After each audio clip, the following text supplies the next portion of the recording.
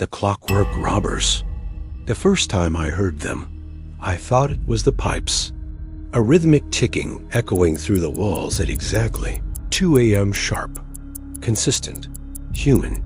By the third night, the sound moved. From the basement to the kitchen, then the hallway. Each tick carried a metallic scrape beneath it, like gears struggling to turn inside something too small for them. Then came the whispering. Short bursts. Mechanical, deliberate, not speech something trying to imitate it.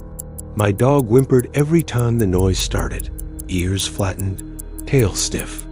She refused to go near the walls. I checked the basement. Empty. No leaks, no loose pipes. But the sound was clearer there. A steady mechanical rhythm pulsing under the floorboards. I could feel it through my shoes, syncing with my heartbeat. At exactly 2:07, the power flickered. When it came back, every clock in the house read 2:08, even my phone. Every one of them seconds perfectly aligned. The next morning, the police knocked. They said there'd been a string of robberies across town. Homes broken into at the same hour 2 a.m. with no forced entry, no footprints, and no alarms triggered. The only clue left behind was the same sound. Ticking. Every homeowner swore they heard it just before waking up to find their valuables missing. I laughed nervously, told them it must be coincidence. But when I closed the door, the ticking started again, just one beat, soft, right behind me. That night, I stayed awake. I unplugged every clock, every device, every outlet.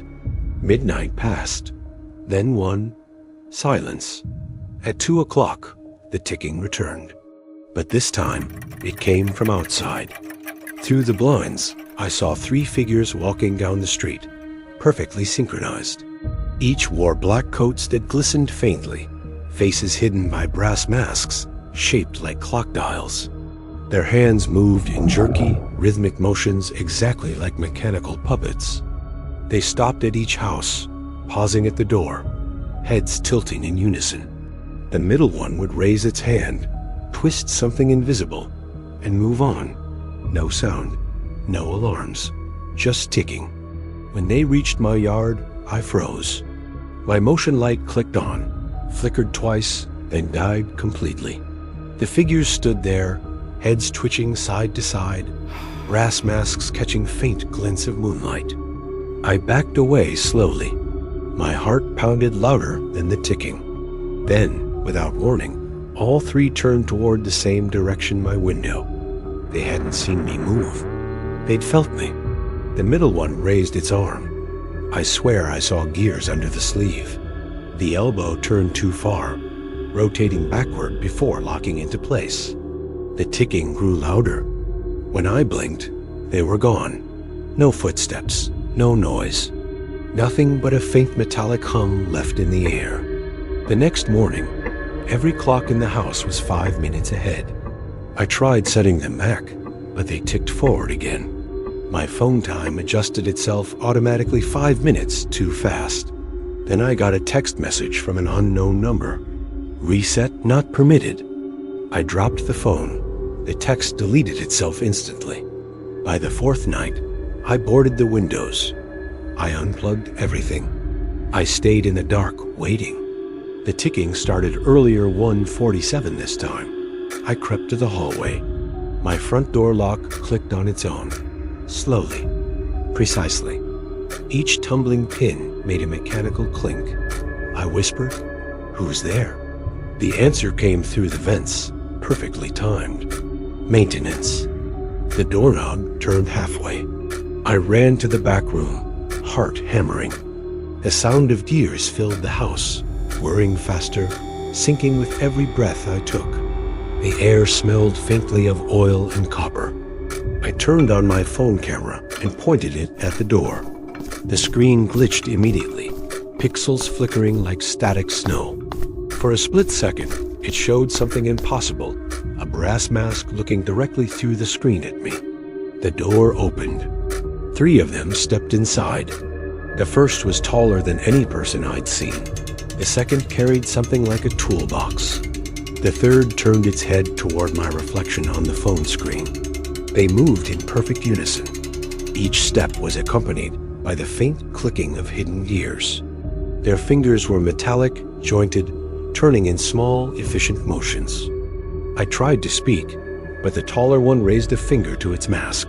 The sound that followed wasn't shushing, it was winding. System error, it whispered, voice layered with static and breath. Time discrepancy detected. They split up, moving through the house methodically, checking walls, outlets, even clocks. One reached the thermostat, pressed its hand against it, and whispered, recalibrating. I didn't move. I barely breathed. Then, the one by the window froze, its mask turning slowly toward me. The brass dial on its face clicked backward. Non-compliant occupant detected. I bolted for the door. The hallway stretched longer than it should have, walls bending inward slightly. The ticking grew to a roar. My feet hit the floor in rhythm with it, like the house itself was keeping time. I dove into the basement, slamming the door behind me. Darkness, silence. I pressed my ear to the concrete wall and heard hundreds of small ticks. Not 3 anymore, dozens. Then a light turned on. Not from above, from inside the wall. A small circular glow. Then another, and another. I stepped back. The concrete shifted like fabric, and dozens of brass masks began pressing outward through the surface.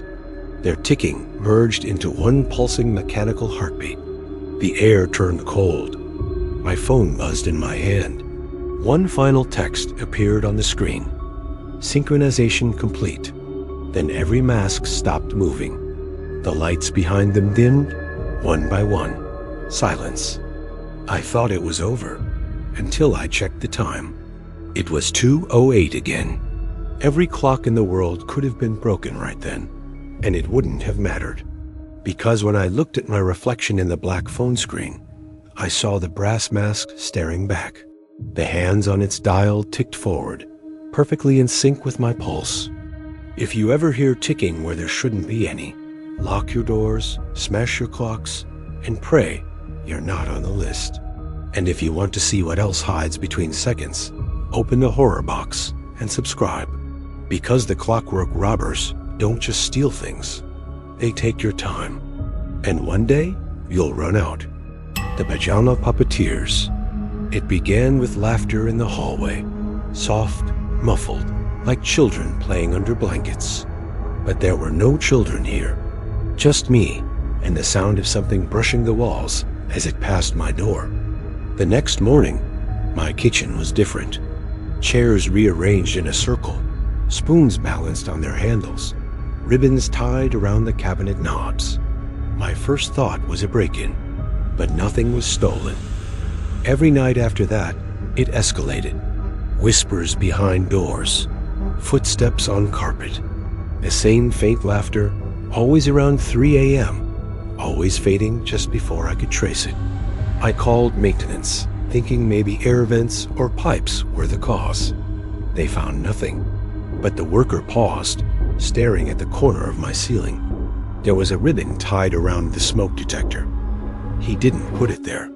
That night, I stayed awake with every light on. Around 2:54, the bulbs dimmed on their own. Something rustled near the living room.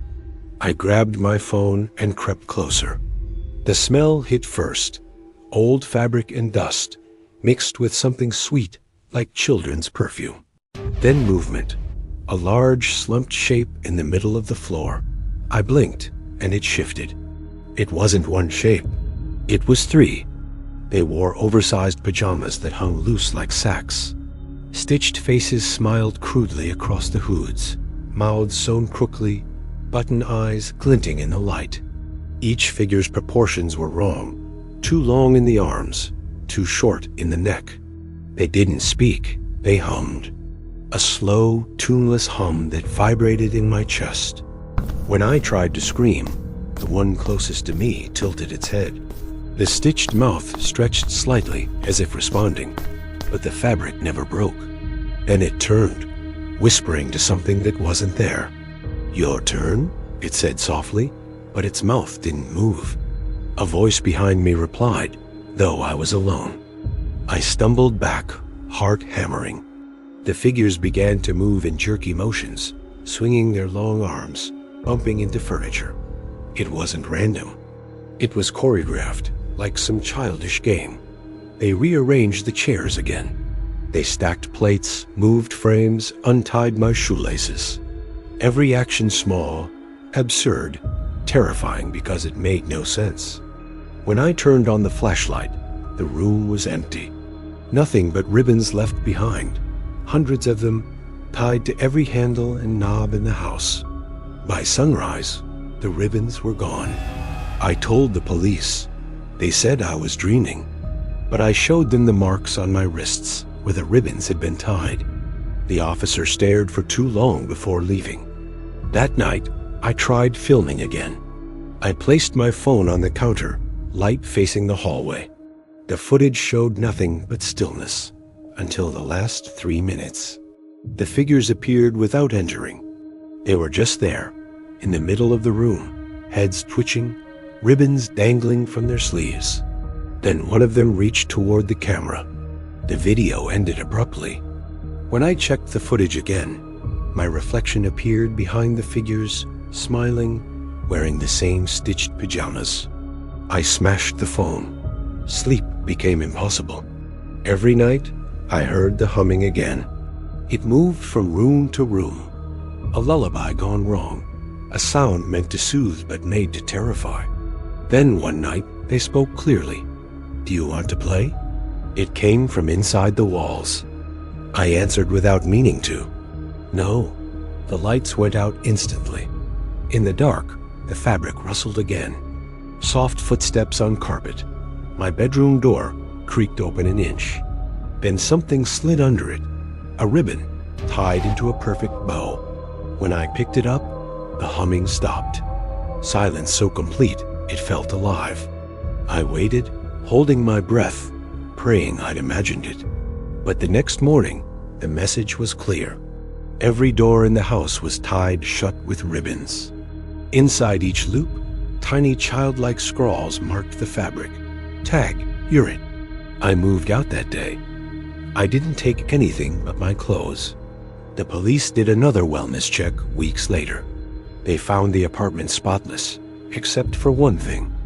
On the ceiling above my old bed hung 3 pairs of pajamas, empty, slowly swaying, tied together by ribbons. Neighbors started complaining after I left. They heard laughter, saw shadows at their windows, found ribbons tied to their car mirrors. It spread like a sickness. People thought it was a prank until one tenant vanished completely, leaving behind a single oversized pajama top, still warm, still smelling faintly of lavender and dust. No one stays there long now.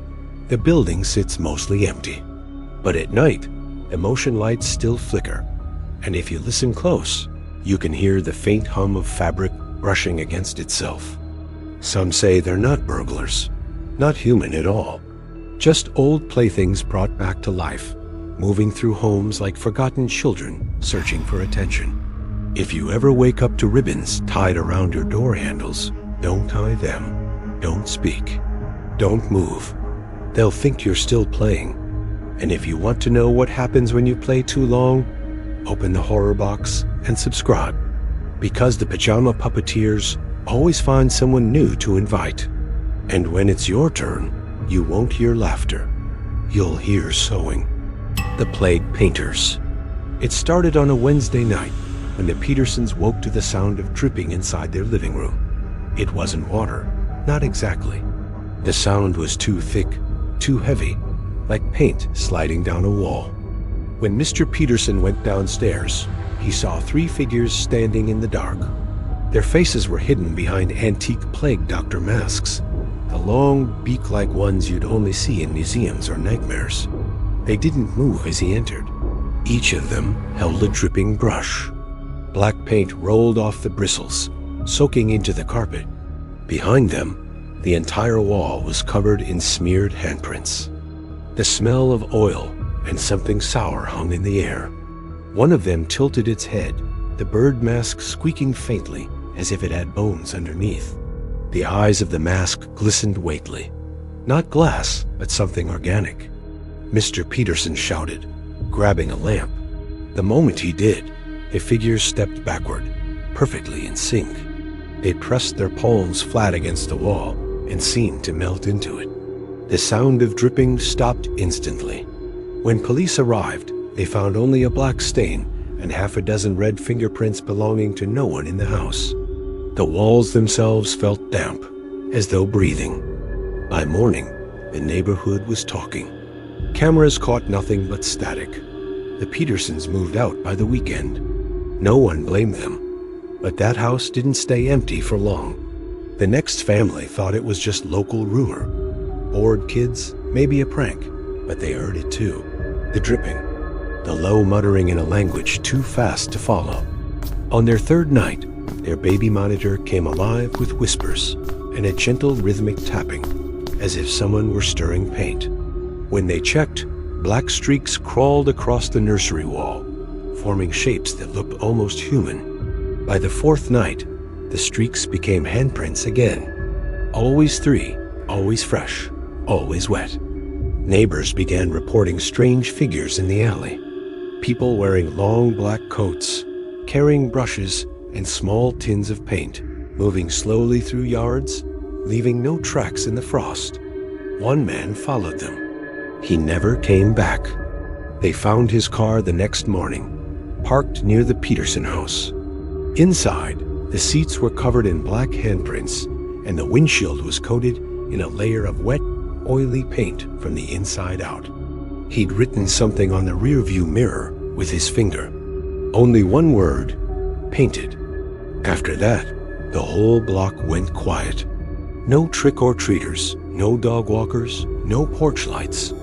People started boarding up their windows, saying the walls were whispering back to them. But no one wanted to admit it first. When the city finally sent an inspection crew, the interior was worse. Every surface, the ceilings, floors, cabinets, had been covered in black brushstrokes. Each stroke had fingerprints embedded within, pressed so deep they'd warped the wood. And under the paint, something moved. A faint pulse, like a heartbeat beneath the wall. When you leaned in close enough, you could hear breathing. One of the inspectors tried to scrape the paint. A thick black liquid oozed out, smelling like copper and rot. The moment it hit the air, it began to bubble. He dropped the scraper, his skin blistering where the paint touched. They sealed the house that day, but the paint didn't stop spreading. Days later, new stains appeared on mailboxes, cars, even lampposts nearby. Always 3 handprints, always dripping. A jogger passing by said he saw 3 shapes standing by the curb that night, watching the empty house. One was holding a bucket. The other 2 had brushes, dripping into the grass. When he blinked, they were gone. By winter, half the street had moved away. Real estate records showed every buyer backed out before closing. It was like something inside the property was warning them away. Then came the video. A local urban explorer posted footage online, claiming he'd entered the painter's house. He laughed through the first few minutes, panning across the streaked walls, joking about summoning demons. But halfway through, he stopped talking. He focused on a single black smear that hadn't been there seconds before. As he moved closer, the paint rippled. The camera shook violently. You could hear breathing, his own and someone else's. He said, "Who's there?" right before the camera dropped. It kept recording. For 7 full minutes, all you could hear was the sound of brushes scraping against wood and a low, wet humming. When police found his camera, there were no footprints, no sign of forced entry. Just 3 new handprints on the floor where he'd been standing, and a half-empty can of black paint that didn't exist in any known brand registry. Now, no one goes near that block. At night, from the main road, you can still see a faint glow behind the curtains, the kind that comes from lamps or candles. Except the house has no electricity anymore. They say the plague painters come back every few years, choosing a new place, spreading their color like infection. The paint breathes, the walls pulse, and behind every brushstroke, something waits. If you ever hear dripping that's not water, or wake to the smell of paint in the air, don't open your eyes. Don't check the walls. Just leave. Because once they've chosen your house, they finish their work from the inside out.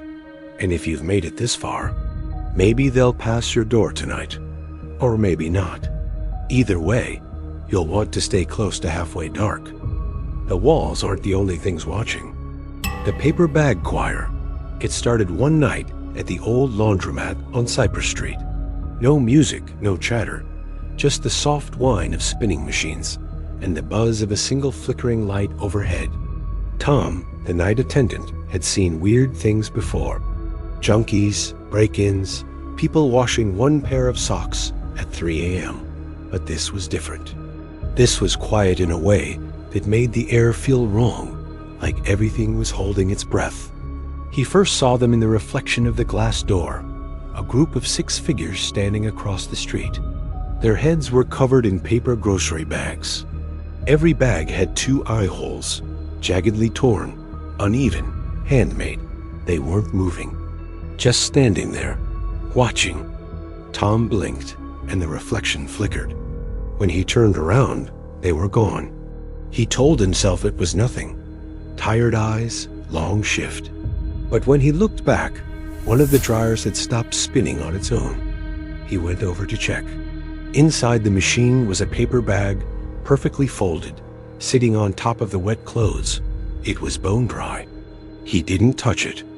By morning, he told his manager. The manager laughed and said, "Probably kids messing with you." But when she opened the dryer door, there were now 6 bags, each one marked with a single letter. Together, they spelled sing. That night, Tom brought a flashlight. Around 2 a.m., the same group appeared across the street again. Only this time, they stepped closer, slowly. They didn't walk normally. Their heads tilted back and forth with every step, like their necks were too long, too loose. Tom could see more details now. The bags weren't blank anymore. Faces had been drawn on them in black marker. Wide smiles, crooked eyes, dripping tears. Childlike drawings, but uneven, frantic. He locked the door and killed the lights. The only sound came from the dryer spinning, their rhythmic whir echoing like breath. Then came a sound that didn't belong, humming. Low, broken humming. 6 voices, all at once. It wasn't music. It was off-key and slow, like a child trying to remember a lullaby from a nightmare. Tom hid behind the counter. The humming got louder, closer. When he peeked up, the glass door was fogged from the outside, and words appeared in the condensation. "We sing for the empty ones." The lights went out, all of them. When they came back on, the front door was open. The figures were inside. They stood shoulder to shoulder in front of the washing machines. Their hands moved in unison, each holding a soaked paper bag dripping onto the tile. They raised the bags to their faces, and the humming turned into a song, or something that wanted to be a song. Tom couldn't move, couldn't even scream. The melody crawled into his head and wouldn't leave.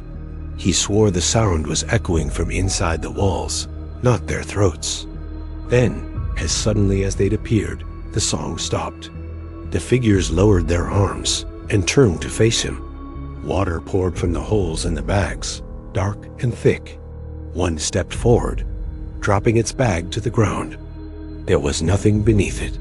The headless figure tilted, as if waiting for applause. Then all 6 began clapping dry, empty claps before slowly walking backward toward the door. The glass slid shut on its own. Tom sat there for an hour, shaking. When he finally looked at the dropped bag, it was dry again. Inside was a folded napkin with a message written in smudged ink. Next verse tomorrow. He quit that night. The manager replaced him. She lasted 2 shifts. On her second night, security footage caught something horrifying. The cameras showed the laundromat filling with steam at 2:03 a.m. Then, for exactly 7 minutes, faint silhouettes appeared between the machines, 6 figures swaying, synchronized. When the fog cleared, the washers and dryers were spotless. Every surface gleamed, but the mirrors? They all had condensation words written across them. Verse 2 complete. The police dismissed it. Power surge. Vandals. But the next morning, every house on Cypress Street found paper bags hanging on their door handles, folded neatly, tied with string, and each marked with a single crooked smile. By the following week, the entire block was empty. Every tenant gone. Every curtain drawn. People who drove by said they could still hear humming at night, echoing faintly from the empty laundromat. No one goes near that street anymore. Even the streetlights there flicker in rhythm, as if something's still conducting from the dark. They call them the paper bag choir now. They show up wherever a building sits abandoned, waiting. When you hear the first verse, it's already too late. The next verse always needs new voices. If you ever find a paper bag waiting on your doorstep, don't open it. Don't hum along. And whatever you do, don't listen for the next verse. The choir always returns to finish the song. And if you've made it through this story without hearing humming in your own house, good. You're still safe. For now. If not, maybe you should stay close to halfway dark. You'll want to know when the next verse begins. The Masked Gardeners. It started with the lawns. Perfectly cut, perfectly lined. Too perfect, actually. The kind of pattern no mower could make. Curved shapes that bent like veins, spiraling toward the middle of each yard. The first person to notice was Mr. Lawson. He woke up one morning to find his garden immaculate. Every blade of grass trimmed, every weed gone, every flower in bloom. The strange part was, he hadn't planted half those flowers. They were lily. White, waxy, and cold to the touch. Their stems oozed a pale sap that smelled faintly of bleach. When the sun hit them, they shimmered like skin. That night, Lawson heard whispers outside his window. Slow, dragging footsteps on the gravel. He peeked through the blinds and saw 3 figures moving across his lawn. Tall, thin, wearing old burlap gardening masks with plastic eyes stitched in. They moved in sync, each carrying a tool, a trowel, a rake, and a watering can. None of them spoke. They knelt by his flower bed and began to dig. The soil glistened as if wet from inside. He shouted. The figures froze. One of them tilted its head slowly, like it had just realized he was watching. Then, all 3 turned toward him at once.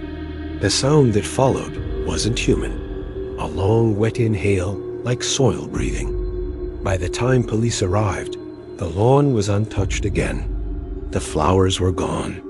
Only a single burlap thread lay near the porch, damp and warm, as if pulled from something alive. Neighbors thought it was a prank, until it happened to them too.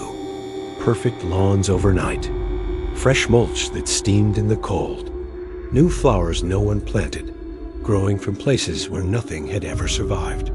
Then came the smell, sweet, rotten, like perfume over decay. People started seeing shadows in their gardens at night, bending over the soil, whispering to it. When approached, they'd melt into the hedges, leaving behind half-buried gloves made of burlap and something tougher beneath. A man across the street set up cameras. At 2:17 a.m., the footage showed 5 figures crawling out of the ground, slowly, carefully, each wearing a mask of soil and roots, eyes glowing faintly under the mesh. They carried tools wrapped in cloth and began digging, planting, watering, moving with the calm rhythm of caretakers. But when the man zoomed in, he saw their gloves weren't gloves at all. The skin was cracked, dark, and split like bark. He posted the footage online. It was deleted an hour later. No one could re-upload it. The message said, "This soil is already taken." A week later, his house was empty. Grass had overgrown the porch. The windows were sealed with vines. The neighbors swore they heard humming, a slow, monotone tune that sounded like someone working while they whispered to the dirt. Then, lawns across the entire block began to bloom overnight. Not just flowers now, full-grown shrubs, unfamiliar species, colors that didn't exist in nature. The roots grew across driveways and into foundations. Some homes began to sink. When the city sent a cleanup crew, the soil bled. They pulled up a patch of lily and found flesh beneath, human skin woven through the roots. The gardeners had been planting people. No one could tell how deep it went. The smell grew stronger every day. Residents started moving out, but the ones who stayed reported something stranger. They said the gardeners were knocking on doors now. Always 3 taps, always followed by the sound of dirt being poured. A woman down the block answered once. The next morning, her house was covered in moss.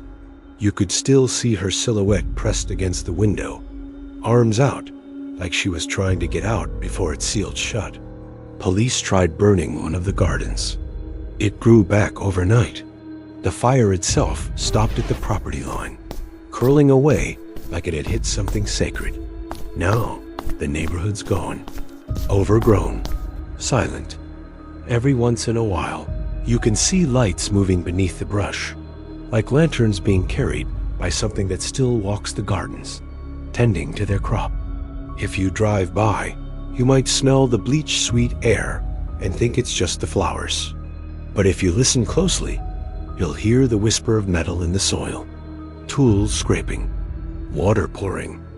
And maybe, if you're unlucky, you'll see the tall figures standing near the road, masks tilted toward you, waiting for your car to stop. They'll look like gardeners, but they're not here to plant around your house. They're here to plant through it. If you wake one morning and your yard looks better than you remember, don't open the door. Don't step outside.